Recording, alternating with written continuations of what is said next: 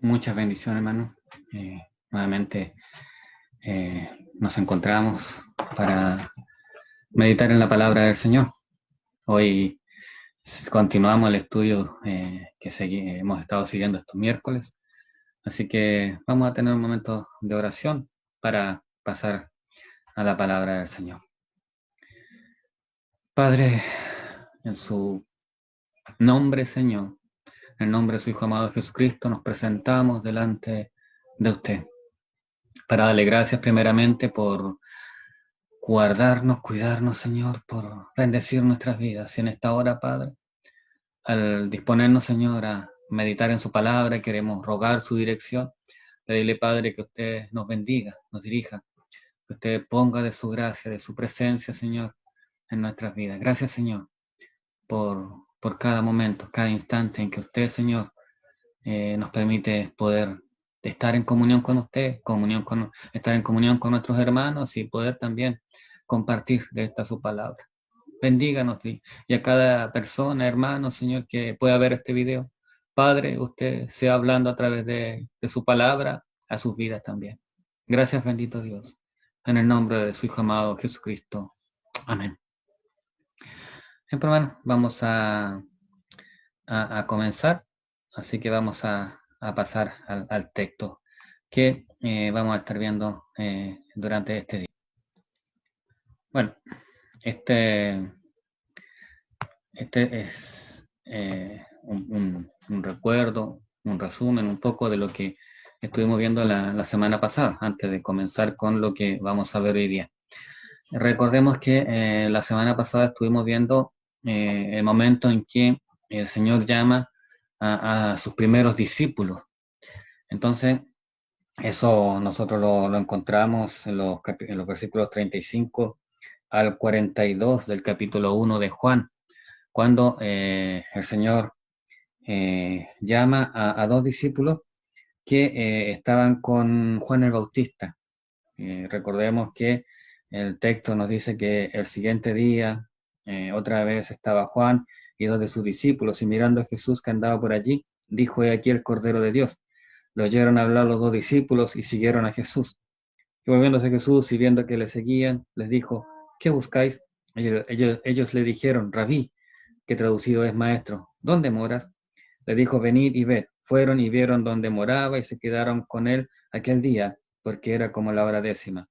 Andrés, hermano de Simón Pedro, era uno de los dos que había ido a Juan y habían seguido a Jesús. Este halló primero a su hermano Simón y le dijo: hemos hallado al Mesías, que traducido es el Cristo. Y le trajo a Jesús. Mirándole, Jesús dijo: tú eres Simón, hijo de Jonás, tú serás llamado Cefas, que quiere decir Pedro. Ese es el texto que estuvimos viendo la semana pasada. Entonces, para recapitular un poco, vamos a ir respondiendo a estas preguntas que yo les había dejado la semana pasada. Y la primera pregunta es: describa en qué consistió la labor de Juan el Bautista. Bueno, como ya lo hemos visto a lo largo y ya varias semanas, el propósito de Juan el Bautista era preparar el camino, eh, en cierta manera poner la necesidad en el corazón de las personas de la obra del Señor Jesucristo. Eh, re- Recordemos que había una figura antiguamente en donde los reyes tenían a unas personas a quienes los enviaban delante cuando ellos iban, para que estos fueran emparejando el camino y disponiéndolo para que así el paso del rey no fuera con tantos sobresaltos ni tantas dificultades. Entonces, Juan el Bautista cumple esa misión de preparar el camino para que el Señor Jesús pueda venir. ¿Qué es lo que hace Juan el Bautista? Predica acerca del arrepentimiento. Entonces lleva a las personas a darse cuenta de su pecado y arrepentirse. Pero eso deja en cierta forma incompleta la obra, porque esas personas sienten el deseo de arrepentirse, sienten el deseo de perdón, pero eso todavía no ha llegado. Y ahí es donde aparece el Señor Jesús como una respuesta a esta necesidad. Ahora, como el propósito de Juan el Bautista era preparar el camino, él no era el importante. Por eso que cuando está con estos discípulos, él le dice: he ahí el Cordero. O sea, ahí está la persona que hemos de quien yo les estaba enseñando, ahí está a quien yo les estaba anunciando. Entonces sus discípulos, al escuchar esto y haber escuchado los mensajes de Juan el Bautista, que en donde él siempre resaltaba al Señor Jesús y siempre lo dejaba como lo más importante, entonces estos discípulos entienden que esa es la persona a quien deben seguir. Por lo tanto, la labor de Juan el Bautista es simplemente preparar el camino para que el Señor venga y entregarle al Señor a aquellas personas que han escuchado su mensaje y en sus corazones ha producido esa necesidad de el perdón, de salvación, de redención. La segunda pregunta es, ¿por qué les preguntó Jesús, ¿qué buscáis? Bueno, recordemos que en el pasaje nos dice que estos dos discípulos, Andrés y también se cree que el otro discípulo era Juan, el evangelista. Estos dos discípulos, al escuchar a Juan el Bautista que dijo, ahí el Cordero, entonces ellos le empiezan a seguir porque obviamente que él entienden que al Señor Jesús tienen que seguir. Entonces el Señor se da vuelta y les pregunta, ¿qué buscáis? Con la intención de producir una conversación o llamar la atención de los discípulos, de estos discípulos. Porque de cierta manera ellos lo iban siguiendo, pero no se habían atrevido a hablarle. Pues el Señor, que conoce los corazones, no espera que nosotros vayamos a Él, sino que Él viene a nosotros, a nuestro encuentro. Y el Señor sale al encuentro de estos discípulos y les dice, ¿qué buscan? ¿Por qué me siguen? ¿Qué es lo que necesitan? La tercera pregunta, ¿qué importancia puede tener el hecho de que la hora a la que fueron a su casa era la 10ª? Bueno, mayormente, como le dije anteriormente, Juan el Bautista, Juan el Evangelista se cree que era el otro discípulo aparte de Andrés. Entonces, lo que en cierta forma nos muestra eso es que para Juan fue tan impactante el encuentro con el Señor Jesucristo y tan especial que él le recuerda aún después de mucho tiempo de haber pasado el acontecimiento, cuando él escribe el Evangelio, recuerda aún la hora en la cual él tuvo ese encuentro con el Señor. Eso nos muestra que para Juan su encuentro con el Señor fue algo que trascendió, fue muy impactante y provocó una gran huella en su vida. La cuarta pregunta, ¿qué podemos aprender de Andrés como evangelista? Bueno, como leíamos en el texto, cuando Andrés y Juan, el evangelista, estos dos discípulos, llegan a donde el Señor Jesús y el Señor Jesús les muestra donde ellos, donde él estaba, ellos le reconocen como maestro y después se dan cuenta que él era el Mesías a quien estaban esperando. Así que, ¿qué es lo que hace Andrés? Apenas termina la conversación con el Señor Jesús, él corre donde su hermano Simón para darle las buenas noticias de que han encontrado al Mesías a quien estaban esperando, al Salvador. Y eso nos habla de que el impacto que el Señor produce en las personas es tan grande que no necesitan mayor conocimiento. Ellos sienten una necesidad de dar a conocer las buenas nuevas, las buenas noticias, y corren a compartir con sus seres queridos, con sus cercanos, con sus amigos, con sus prójimos, las buenas noticias de salvación, de redención en la persona del Señor Jesucristo. Entonces, eso aprendemos en Andrés, su disposición a entregar el mensaje o a hablar del Señor Jesús a otras personas aún recién convertidos. La quinta pregunta, ¿por qué el Señor le dio un nuevo nombre a Simón? Bueno, Simón, recordemos que era pescador, era un hombre que tenía un carácter especial, un carácter que era precipitado, también era muy fuerte, muy tosco. Entonces, el Señor lo que le está diciendo ahí, tú ahora eres conocido como Simón, pero serás llamado Pedro, o sea, piedra. Entonces, lo que él está diciendo es que él viene a cambiar al ser humano, a la vida. Entonces le dice Pedro, tú eres conocido como Simón, o sea, perdón, Simón, tú eres conocido con este nombre, pero serás transformado o serás cambiado de tal manera que ya después serás conocido como una piedra, una piedra sobre la cual se edificará y será parte de la edificación de la iglesia. Recordemos que el apóstol Pedro fue considerado y fue uno de los 12 apóstoles y fueron de los fundamentos de la iglesia. Ellos empezaron, dieron inicio a la iglesia, de tal manera que el Señor le estaba anunciando la importancia de la obra que el Señor Jesús iba a hacer en la vida de Pedro y lo importante y la importancia que va a tener la labor de Pedro en la iglesia. Esas serían básicamente las 5 preguntas con respecto a lo que estuvimos viendo la semana pasada.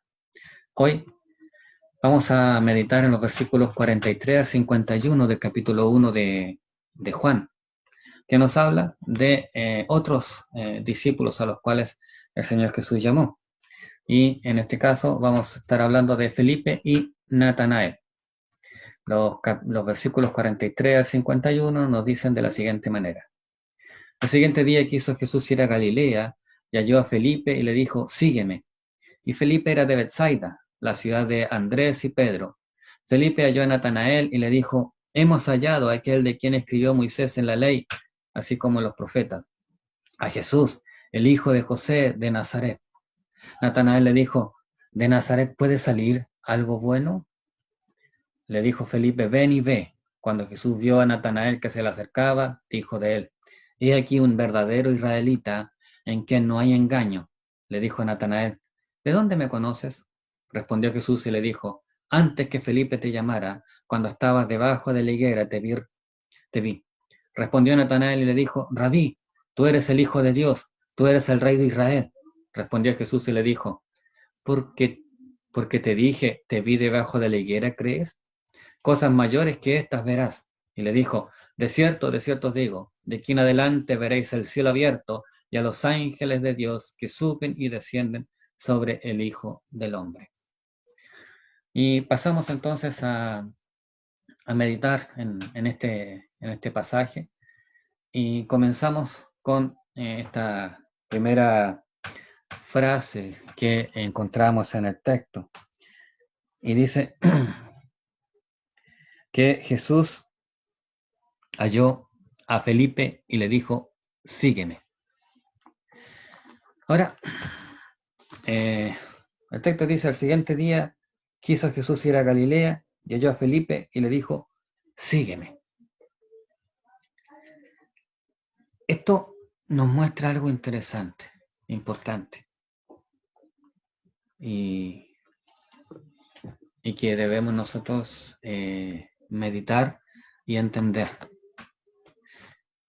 ¿Qué pasa? El Señor Jesús va y ve a Felipe y le dice, sígueme. Nada más. Jesús se encontró con este hombre llamado Felipe y fue solo una palabra la que fue necesaria para que este hombre llamado Felipe le siguiera. Y la palabra fue, sígueme. Por lo tanto, podemos entender a través de esto que, primero, el Señor tiene una autoridad que no es cualquiera. Que cuando Él habla, cuando Él llama, nadie puede resistirse.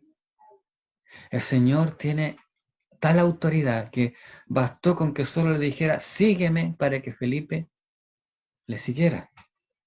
Ahora, eso nos lleva a entender que cuando el Señor impacta la vida de una persona, esta persona es impactada de tal manera, valga la redundancia, que no se puede resistir al llamado del Señor. No puede cuestionar, ni puede haber una excusa. No sé si me logro hacer entender. No depende de la persona si acepta o no acepta. Es el Señor el que llama. Y cuando Él llama, esa persona o simplemente obedece y sigue. No hay otra opción.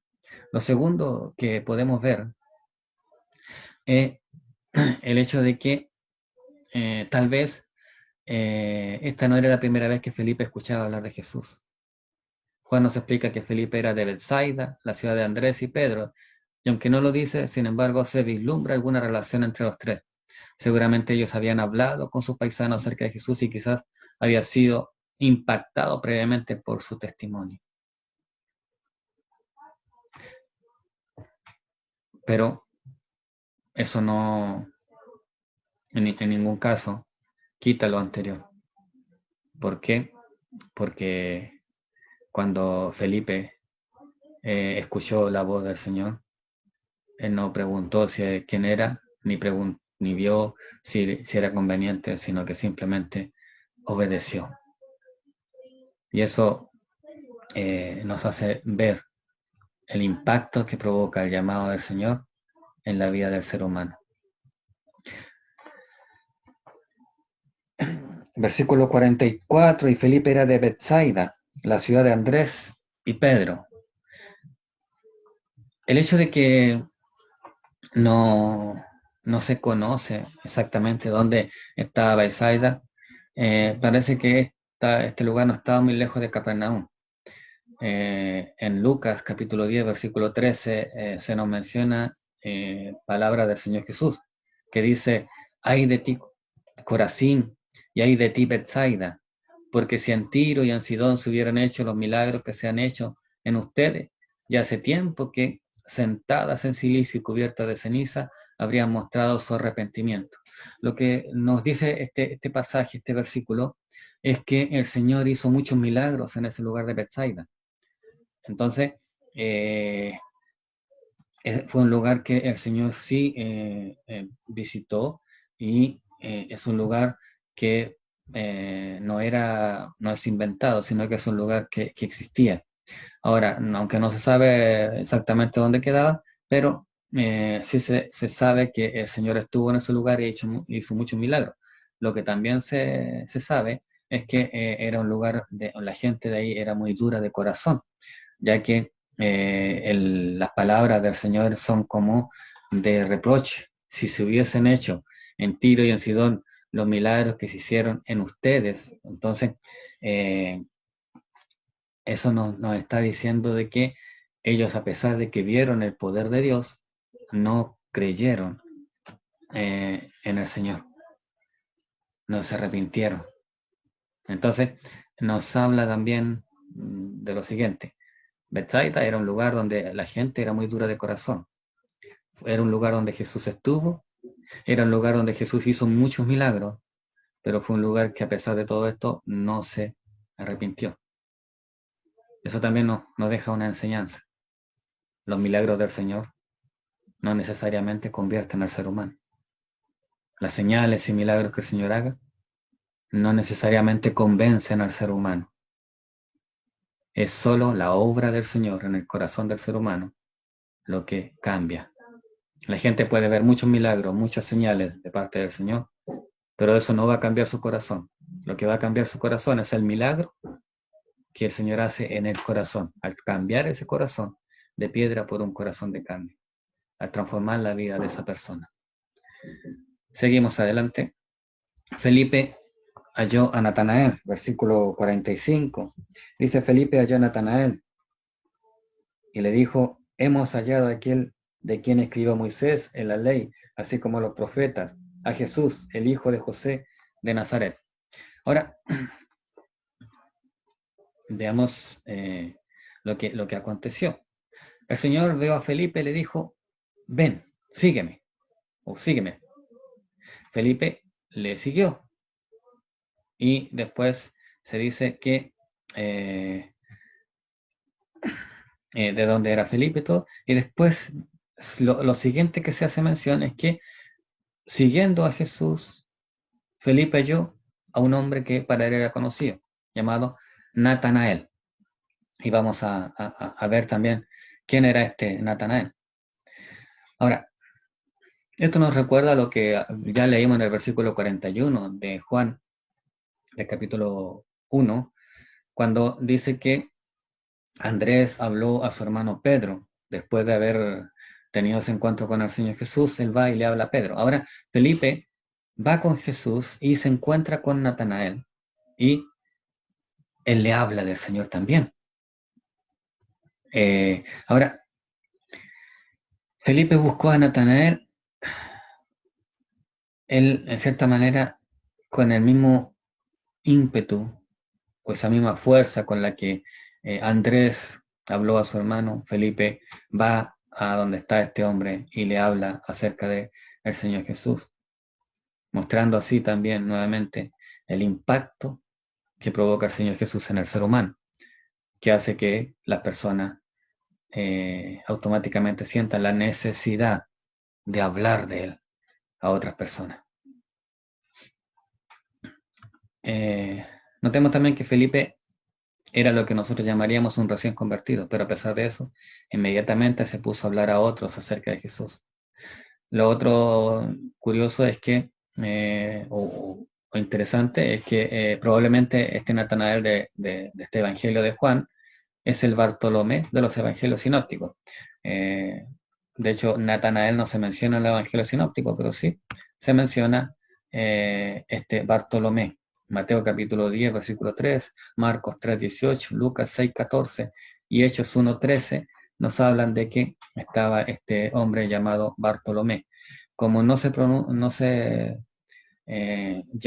menciona a Natanael, entonces he llegado a la conclusión de que este Natanael es Bartolomé. Felipe le dice a Natanael: hemos hallado a aquel de quien escribió Moisés en la ley, así como los profetas. La breve predicación de Felipe nos sirve para apreciar qué era lo que había llegado a entender acerca de Jesús. Con toda probabilidad, Felipe era uno de los fieles de Israel que esperaban la venida del Mesías, y cuando descubrió a Jesús, llegó a la conclusión de que él era aquel a quien habían estado anunciado tanto Moisés como los profetas. Él era quien Moisés y los profetas estaban anunciando. Entonces, cuando él habla con Natanael, le dice: hemos hallado a aquel de quien escribió Moisés en la ley, así como los profetas. O sea, de quien se está hablando en toda la escritura, lo hemos encontrado. No debemos tampoco pasar por alto la gran verdad que Felipe declaró aquí. Jesucristo es la figura central de todo el Antiguo Testamento. Es imposible entender correctamente a Moisés y a los profetas si no se ve a Cristo en sus escritos. Y eso nos lleva también a recordar: la Biblia es cristocéntrica. O sea, el tema central de la Biblia es el Señor Jesucristo. No hay otro tema. No hay nadie más importante, sino la persona del Señor Jesucristo. Y Moisés y los profetas anunciaron la venida del Mesías, la venida del Señor Jesús. Ellos profetizaron, anunciaron que el Mesías, el Salvador, iba a venir, que Dios se iba a revelar su salvación a través del Mesías. Entonces, el Señor Jesús sigue siendo el centro de toda la Escritura, tanto del Antiguo Testamento como del Nuevo Testamento. Por otro lado, y no menos importante, la venida de Cristo fue largamente anunciada. Y eso lo vemos en cada uno de los libros del Antiguo Testamento. No hay un pasaje en el Antiguo Testamento, ni no hay un libro que no haga alusión al Señor Jesucristo. Ahora, cuando Felipe le dice a Natanael, a Jesús, el hijo de José de Nazaret, entonces Natanael tiene la siguiente reacción. Versículo 46: ¿de Nazaret puede salir algo de bueno? ¿De Nazaret puede salir algo de bueno? Esa fue su reacción. El problema, o no problema, pero Felipe estaba tan entusiasmado contándole a Natanael acerca del Mesías, que quizás no se dio cuenta del efecto que provocó en Natanael sus últimas palabras: el hijo de José de Nazaret. Nazaret era un lugar pequeño, pero que no era considerado importante. Era un lugar que de donde las personas no tenían muy buena eh, no tenían, era un lugar que no tenía muy buena fama. Entonces, cuando Natanael escucha que este Jesús viene de Nazaret, él dijo, de ese lugar tan poco importante, puede salir algo bueno. O sea, la fama de las personas en ese lugar tiene que haber sido muy, muy mala. De tal manera que Natanael tuvo esta reacción. Para Natanael, estos dos conceptos, Mesías y Nazaret, no podían ir juntos. Natanael era de Caná de Galilea. En Juan capítulo 21, versículo 2 dice, estaban juntos Simón Pedro, Tomás llamado Dídimo, Natanael, el de Caná de Galilea, los hijos de Zebedeo y otros dos de sus discípulos. Por lo tanto, Nazaret era muy cercana a Caná de Galilea, de tal manera que Natanael conocía muy bien la fama de Nazaret. Así que su apreciación o su reacción era una reacción muy natural, que no deja de ser extraña aún en estos días, que es el hecho de que se cuestione muchas veces que Dios pueda usar a personas o cosas o lugares que no tienen tan buena fama, no son considerados importantes. Siempre se esperó que el Mesías naciera en un lugar digno de su grandeza, pero sin embargo, él nació en un pesebre. Eh, Nunca se esperaría que el Dios Todopoderoso, el Rey de Reyes, Señor de Señores, se humillara y al hacerse hombre. Pero Dios no se rige según nuestra manera de pensar, Él se rige según su santa y divina voluntad y Él hace cosas que no necesariamente nosotros vamos a estar de acuerdo, pero Él las hace porque Él es soberano. Y esta era una de esas cosas. El Mesías, el Señor, nació, o sea, era de Nazaret, un lugar de muy mala reputación, pero de ahí el Señor sale. Los prejuicios, como dije anteriormente, han sido compartidos por muchos otros. Eh, por ejemplo, muchos se han hecho la pregunta, ¿cómo es posible que Dios se proponga salvar al mundo por medio de un crucificado?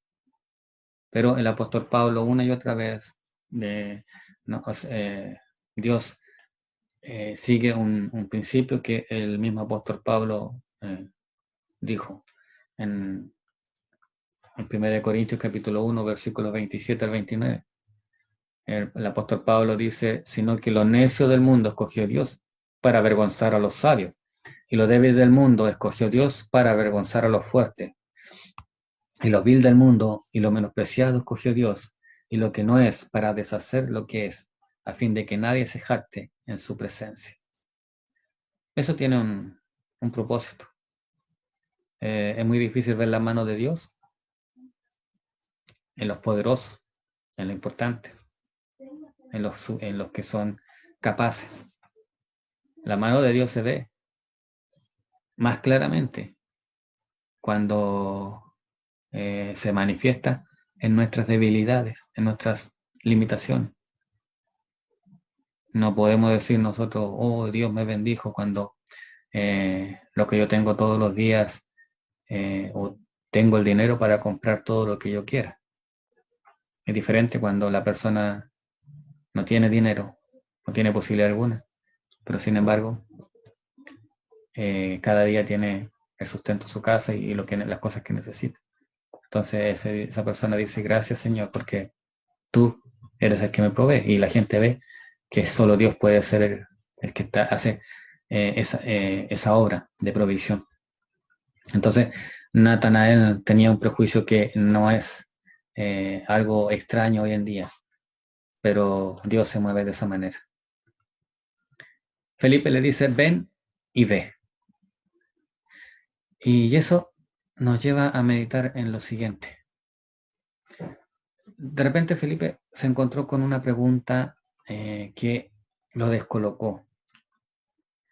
Mire, ¿qué pasó? Felipe iba con todo el ímpetu, con toda la fuerza para hablarle del Señor.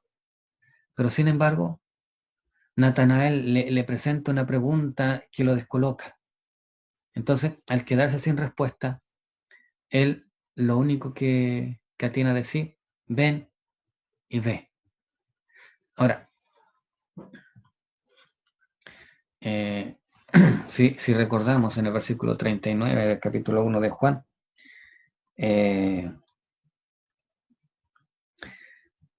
dice, y le dijo, vení y ved. Fueron y vieron donde moraba y se quedaron con él aquel día, porque era como la hora 10. El mismo Señor Jesús le dice eso a Andrés y Juan, cuando estos le preguntan, ¿dónde mora, maestro? El Señor Jesús le dice, ven, ven, ven y ve. Entonces, ¿qué nos lleva a ver esto? En que Natanael estaba con duda. Entonces, Felipe no podía convencerlo, a menos que Natanael viera con sus propios ojos al Señor. Nosotros no vamos a transformar o a cambiar las vidas de las personas. Nosotros solamente podemos entregar un mensaje, pero solo cuando la persona tenga un encuentro con el Señor y trate directamente con Él, el Señor va a impactar su vida y va a poder eh, provocar un cambio y una conversión en su corazón. O sea, lo importante es que nosotros llevemos a las personas para que conozcan al Señor. Pero es el Señor el que va a hacer la obra. Otro detalle importante a notar en este punto es que el cristianismo favorece la investigación. De hecho, debemos incitar a los hombres a que hagan un genuino esfuerzo por examinar y poner a prueba la fe en Jesucristo. Cualquiera que con honestidad estudie los escritos de Moisés y los profetas y los compare con la persona histórica de Jesús, no podrá llegar a otra conclusión sino la que Jesús, el Mesías, es el Mesías anunciado por Dios. O sea, vengan y vean ustedes. No, no se dejen llevar por lo que yo les digo, por lo que nosotros les decimos. Ustedes mismos investiguen, averigüen. Hay un hombre que se llama, un hermano, George McDowell, ha escrito algunos libros y él hizo la siguiente investigación. Cuando él desafió a los cristianos a que lo que ellos en lo que creían era falso, que no era verdadero, los cristianos le dijeron, demuestra tú que lo que nosotros creemos no es correcto. Demuéstranos que estamos equivocados. Y en su investigación, él descubrió que el equivocado era él. Pero eso no cambió su vida. Eso no transformó su vida. Simplemente descubrió que él estaba equivocado, que había una verdad y que esas personas creían en algo correcto. Pero lo que transformó y cambió su vida fue su encuentro con el Señor Jesús. Podemos decir a las personas, ustedes vean por sus propios ojos. Pero lo que va a transformar sus vidas va a ser que ellos sean llevados al Señor para que tengan un encuentro con Él. Y obedeciendo al llamado que Felipe le hace, Natanael camina y va con Felipe hasta donde está el Señor Jesús.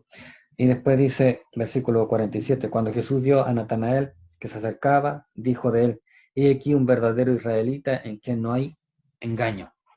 He aquí un verdadero israelita en quien no hay engaño. Esas fueron las primeras palabras que el Señor Jesús dijo acerca de Natanael. Eso nos habla de que Natanael era uno de esos judíos que como Ana o Simeón formaban parte del resto fiel que esperaba con una fe genuina la venida del Mesías. O sea, era alguien que en su corazón anhelaba de todo corazón conocer y ver al Mesías. Estaba esperando la salvación de parte de Dios. O sea, su fe, su confianza estaba en Dios, en la provisión salvadora de Dios. Entonces, el Señor da testimonio acerca de él diciendo, he aquí un verdadero israelita en quien no hay engaño, o sea, que es genuino, que él verdaderamente es fiel a Dios. La conversación entre Jesús y Natanael es muy interesante. El Señor parece sacar a la luz los íntimos pensamientos que Natanael estaba teniendo en su lugar secreto debajo de la higuera. Todo parece apuntar a que probablemente Natanael estaba meditando sobre el patriarca Jacob y el engaño con el que había arrebatado la bendición a su hermano Esaú, en Génesis capítulo 27, si usted lo puede buscar en su Biblia. En contraste, Jacob, el suplantador, Jesús se refiere a Natanael como un verdadero israelita en quien no hay engaño. Entonces seguramente solo el Señor lo sabe. Y Natanael en su momento, seguramente en ese momento cuando Jesús lo vio, Natanael estaba meditando en este acontecimiento que ocurrió cuando Jacob engañó a Esaú y le arrebató la primogenitura y la bendición como primogénito. Entonces, él hace un contraste y habla acerca de Natanael como un verdadero israelita en que no hay engaño, o sea, que él es sincero, que es de buen corazón. En él no hay engaño como si lo hubo en Jacob. A esto podríamos añadir también la contestación que más tarde le dio el Señor, y en la que hacía referencia al cielo abierto y a los ángeles subiendo y bajando, que inevitablemente nos recuerda la visión que Jacob tuvo cuando huía de su hermano Esaú. En Génesis 28:12, y soñó, y aquí una escalera que estaba apoyada en la tierra, y su extremo tocaba en el cielo, y aquí ángeles de Dios que subían y descendían por ella. Entonces, eso nos lleva a creer que lo que Natanael estaba en ese momento meditando tenía que ver con esta historia, con este acontecimiento, y por eso que el Señor le hace mención acerca de esto más adelante. Natanael le dice lo siguiente. Le dijo Natanael, ¿de dónde me conoces? Respondió Jesús y le dijo, antes que Felipe te llamara, cuando estabas debajo de la higuera, te vi. Era evidente que Jesús conocía perfectamente a Natanael, aun antes de que Felipe le hablara de él. Lo que ahora faltaba era que Natanael también conociera quién era realmente Jesús. O sea, nosotros no tenemos que presentar las personas al Señor, tenemos que presentarle al Señor a las personas. El Señor conoce a todos, nuestros pensamientos, nuestras debilidades, Él nos conoce a todos, a toda persona. Crean o no crean en Dios, o crean o no crean en el Señor Jesús, crean o no crean en el Espíritu Santo. Él nos conoce y conoce a todas las personas. Es la persona la que tiene que tener un encuentro con el Señor y conocerlo. Natanael, el Señor conocía a Natanael, conocía sus pensamientos, pero Natanael todavía no había tenido un encuentro con el Señor. Y eso es lo que nos dice este pasaje. Pero esto que tanto impactó a Natanael es una verdad también en cuanto a todos nosotros. Cristo nos conoce íntimamente aun cuando nosotros no logremos percatarnos de ello. Este conocimiento sobrenatural convenció a Natanael de que estaba en la presencia del Mesías. Rabí, tú eres el Hijo de Dios, tú eres el Rey de Israel. Versículo 49. Respondió Natanael y le dijo, Rabí, tú eres el Hijo de Dios, tú eres el Rey de Israel. Natanael, profundamente conmovido, hizo esta solemne declaración que tenemos aquí. Sin embargo, es seguro que Natanael no entendía en este momento todas las implicaciones de lo que estaba diciendo. Muy probablemente estos dos títulos, Hijo de Dios y Rey de Israel, que podemos encontrar en el Salmo 2, lo estaba empleando en un sentido únicamente mesiánico. Pero ciertamente él estaba diciendo una gran verdad. El Señor Jesús era el Hijo de Dios y el Rey de Israel.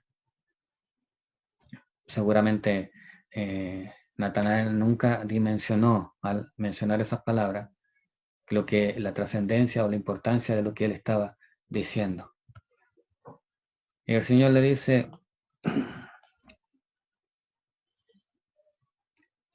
Porque te dije, te vi debajo de la higuera, ¿crees? Cosas mayores que estas verás.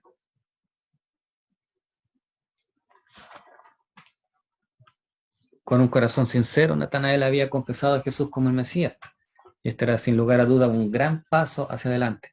Pero el Señor le hace la promesa de que llegaría a ver y a entender quién era Él de una forma mucho más completa. Este es un principio universal. En recompensa a la fe, el Señor revela siempre cosas mayores acerca del mismo y de su gloria. O sea, siempre nuestra vida va en crecimiento, en un avance. Siempre van a haber cosas mejores, cosas mayores. ¿A qué se refería el Señor por cosas mayores? Bueno, Natanael lo había confesado como el rey de Israel, pero descubriría que él es el rey de reyes y el rey del universo entero. Hasta ahora, hasta ese momento, Natanael lo reconocía como el rey de Israel. Pero el Señor se revelaría su vida de tal manera que llegaría un momento en que él se daría cuenta que el Señor no era solamente el rey de Israel, sino que el rey de reyes y Señor y el rey del universo. Lo había confesado como el Hijo de Dios, pero llegaría a entender que era también el Hijo del Hombre, hablando de esa unidad, esa obra de unir a Dios con la humanidad. Él era Hijo de Dios, pero el Señor mostraría su humillación al hacerse hombre, hijo de hombre también. Lo que había vislumbrado del carácter del Señor no era nada comparado con lo que le quedaba por ver. Todavía había de ver los milagros que Jesús iba a hacer a lo largo de su ministerio y que eran señales que indicaban diferentes facetas de su persona y obra. ¿Y qué diremos de su misma resurrección? Esta es una verdad invariable. Con Cristo siempre hay más y mejor en el futuro. Sobre cada bendición que recibimos de su parte, Él siempre nos dice cosas mayores que estas verás. Empezamos con la conversión, pero inmediatamente somos adoptados como hijos, y si somos hijos también herederos. Y si somos herederos, somos llamados a reinar juntamente con Cristo también y sentarnos en los lugares celestiales con Él. Entonces, el impacto o lo que se produce en la conversión es solo el comienzo de toda esa obra que el Señor hace en nuestras vidas. De aquí en adelante veréis el cielo abierto y a los ángeles de Dios que suben y descienden sobre el Hijo del Hombre, versículo 51. El Señor hace aquí una declaración solemne, introducida por su frase habitual. De cierto os digo.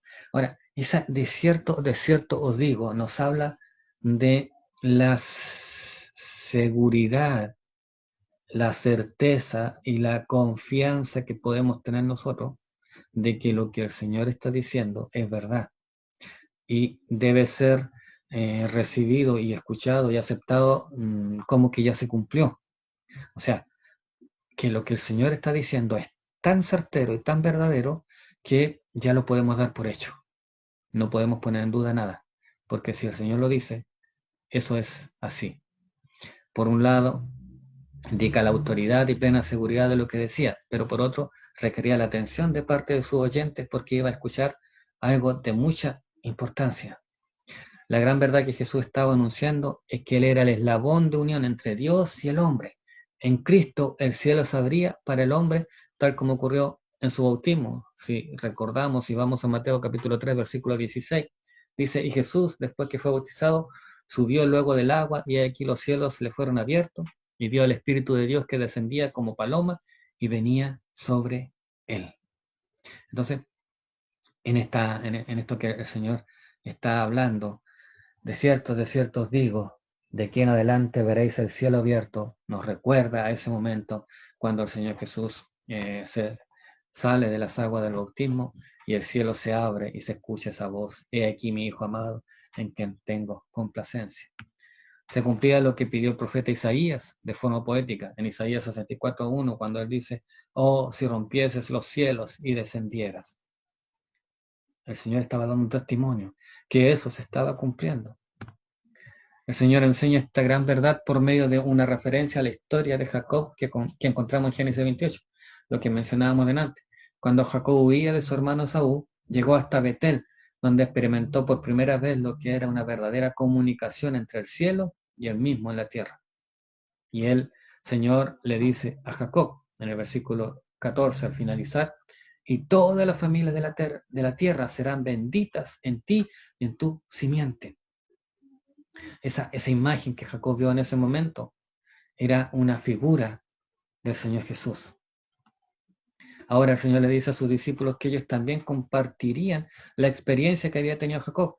Ellos también verían abrirse los cielos y los ángeles de Dios descendiendo sobre el Hijo del Hombre.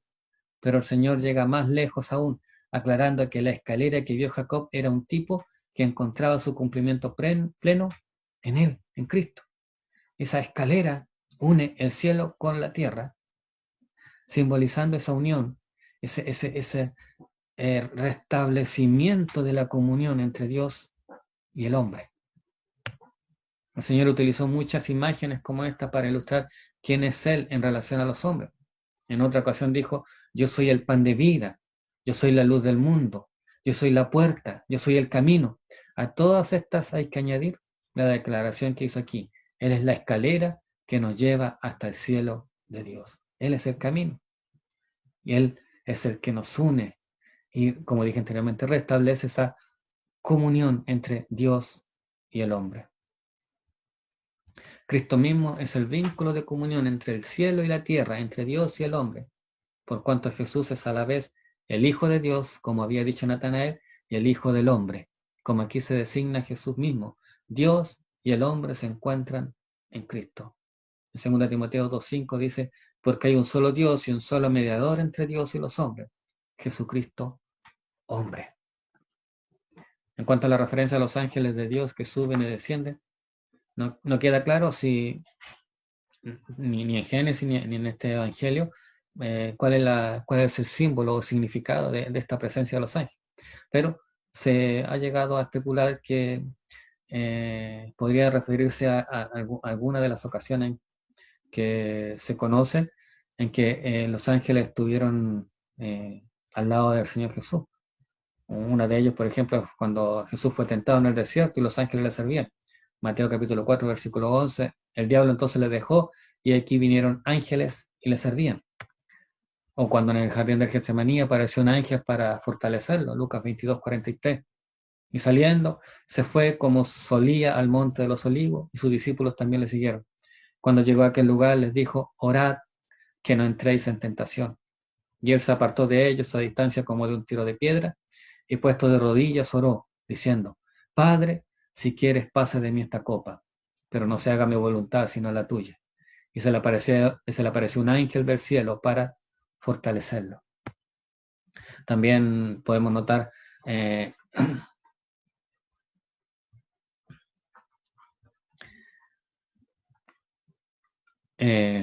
la ascensión, cuando el Señor asciende al cielo y dice que aparecieron a los discípulos que estaban mirando ahí, aparecieron ángeles.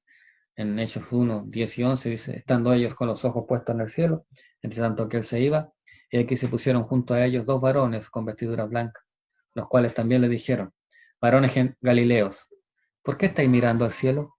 Este mismo Jesús que ha sido tomado de vosotros al cielo, así vendrá como le habéis visto ir al cielo. También debemos notar esta primera referencia que Jesús hace de sí mismo como el Hijo del Hombre. Era un título que Jesús usaba con mucha frecuencia. Con él se identificaba con la raza humana como el hombre perfecto, pero era también un título mesiánico que encontramos en Daniel capítulo 7, versículo 13. Miraba yo en la visión de la noche y aquí con las nubes del cielo venía uno como un hijo de hombre que vino hasta el anciano de días y le hicieron acercarse delante de él. Con él que Cristo se identificó ante Caifás al final de su ministerio, ese mismo nombre, hijo de hombre. Marcos 14:62, y Jesús le dijo, yo soy, y veréis al Hijo del Hombre sentado a la diestra del poder de Dios y viniendo en las nubes del cielo. Cuando comparamos el título Hijo de Dios con el de Hijo de Hombre, podemos decir que Cristo toca con una mano la cumbre de la divinidad y con la otra la cima de la humanidad. Ese es el propósito de la venida del Señor. restablecer nuestra comunión con Dios, unirnos nuevamente y abrirnos la puerta para que nosotros podamos entrar a la presencia del Padre. Para ir finalizando, hacer un pequeño alcance. Al terminar de comentar estos primeros encuentros que el Señor tuvo con sus discípulos, debemos notar las diferentes formas por las que cada uno de ellos llegó a conocer a Jesús. Andrés y Juan lo conocieron por medio de la predicación pública de Juan el Bautista. Simón Pedro llegó a Jesús por medio del testimonio personal de su hermano, Andrés. Felipe fue llamado directamente por el mismo Señor, mientras que Natanael fue invitado por un paisano suyo, en este caso Felipe. Esto nos lleva a entender y nos muestra que no hay una sola forma de llegar al Señor y que es tan válido la predicación pública como el testimonio personal. Y Dios puede llamar directamente a una persona o utilizar para ello a un amigo o pariente cercano. Por eso que el Señor nos encomendó la gran comisión: ir por todo el mundo y predicar mi evangelio. Porque el Señor puede llamar de muchas maneras. Algunos lo ha llamado directamente y a otros lo ha llamado a través de un instrumento, un creyente, un cristiano, como usted, como yo. Solo el Señor sabe el medio que va a usar para llamar. Lo que sí es certero es que la obra depende de Él. Es Él el que hace la obra. Y eso es por esta semana. Quiero dejarles unas preguntas para que podamos meditar y puedan meditar durante este tiempo también, y eso les ayude también a poder ir repasando y recordando un poco lo que hemos estado viendo hoy día. ¿Qué quiso decir Felipe cuando dijo: hemos hallado a aquel de quien escribió Moisés en la ley, así como los profetas, a Jesús? Analice este texto y comente también Lucas 24:27 y Apocalipsis 19:10. Natanael, segunda pregunta, mostró algunos prejuicios sociales para aceptar a Jesús. No entendía que el Mesías pudiera venir de un pueblo como Nazaret. ¿Qué otros prejuicios ve usted en las personas a las que predica el Evangelio? A la luz de este pasaje, pregunta 3, ¿cuál le parece que es la mejor forma de dar testimonio personal? Fíjese en lo que dijo Felipe a Natanael y razone sobre ello. Pregunta 4, ¿por qué quedó impresionado Natanael por lo que le dijo Jesús? ¿Cuáles debían ser sus pensamientos cuando estaba debajo de la higuera? Explíquelo. Pregunta 5, ¿a qué se podía estar refiriendo Jesús cuando le dijo a Natanael que vería cosas mayores? Que el Señor nos bendiga y espero en el Señor que este tiempo haya sido de mucha bendición y que a través de la palabra del Señor nuestras vidas puedan ser fortalecidas y podamos ir creciendo. Así que el Señor le bendiga y el Señor siga ayudándonos. Vamos a terminar con una oración. Gracias, Padre, por sus misericordias, sus bendiciones, Señor, y por este tiempo. Gracias por poder compartir su palabra y espero de todo corazón, Señor, que usted a través de su Espíritu Santo traiga luz, Señor, hable a través de esta su palabra. Señor, que mis palabras, Padre, no sean quizás lo importante, sino lo que usted va a hablar y habla a través de esta su palabra. Señor, si hay algo que yo no expliqué bien, no me quedó correctamente explicado, usted a través de su Espíritu Santo pueda exhortarlo, explicarlo de una manera correcta. Gracias, Padre, por su misericordia y sus bendiciones. Le bendecimos, Padre Celestial, y le exaltamos en esta hora, en el nombre de su Hijo amado Jesucristo. Amén. Que el Señor les bendiga. Y ahí nos veremos la próxima semana.